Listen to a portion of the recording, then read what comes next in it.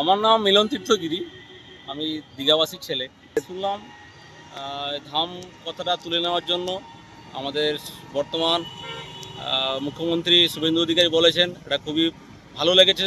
শুধু আমার নয়, ওটা বাংলাভাষী এটা চেয়েছিল যে ধাম কথাটা তুলে নেওয়ার জন্য। তো আগে সরকার মমতা বন্দ্যোপাধ্যায় নিজের জোরে জগন্নাথ ধাম এটা করেছিলেন, কিন্তু আমরা জানি 4 ধাম আছে আমাদের। তো আমার জগন্নাথ ধামের বলতে আমাদের পুরীকে বোঝায়।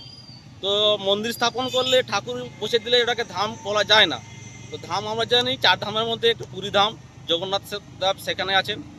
তো এটা হয়েছে খুব ভালো, ধামটা তুলে নিলে খুব ভালো লাগবে।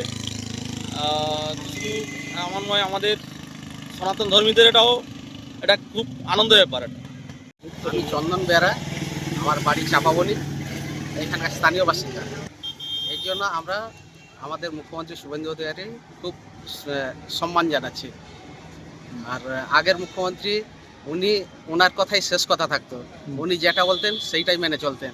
তো আজকে আমরা এই ধামটা সরাতে পেরে, মানে আমাদের মুখ্যমন্ত্রী শুভেন্দু অধিকারী, তো এর জন্য আমরা খুবই খুশি এবং মুখ্যমন্ত্রী শুভেন্দু অধিকারীকে আমরা ধন্যবাদ জানাচ্ছি। আমরা সনাতনী হিসেবে আমাদের মানে বুকে একটু আঘাত লেগেছিল, তো আমরা সেই জিনিসটা মানতে পারছিলাম না। আমরা জানি 4টে ধাম, তো পূর্বতন মুখ্যমন্ত্রী মমতা ব্যানার্জি এটাকে ধাম হিসেবে পরিচিতি দিয়েছেন, তো আমরা সেটাকে গ্রহণ করতে পারিনি। একটু পরিচয় দেবেন।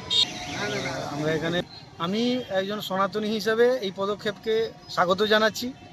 কারণ যেদিন থেকে এই ধাম শব্দটা জুড়েছে, সেই ধাম শব্দটার বিরুদ্ধে আমাদের আপত্তি ছিল প্রথম দিন থেকেই।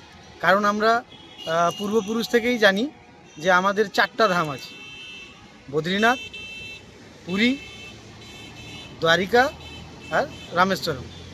এবার দীঘা ধাম এই শব্দটাই আমাদের আপত্তি ছিল প্রথম দিন থেকেই, আমাদের হৃদয়ে এই আঘাতটা লেগেছিল। সনাতনী সংস্কৃতিকে এরা বিনাশ করতে চেয়েছিল, তাই ভোটের রেজাল্টেও বাংলার মানুষ সেটা দেখিয়ে দিয়েছে। এই আপত্তি শুধু আমার নয়, সমগ্র ভারতবাসীর ছিল। তো আজকে সেই নামটা সরে যেতে আমরা ভীষণ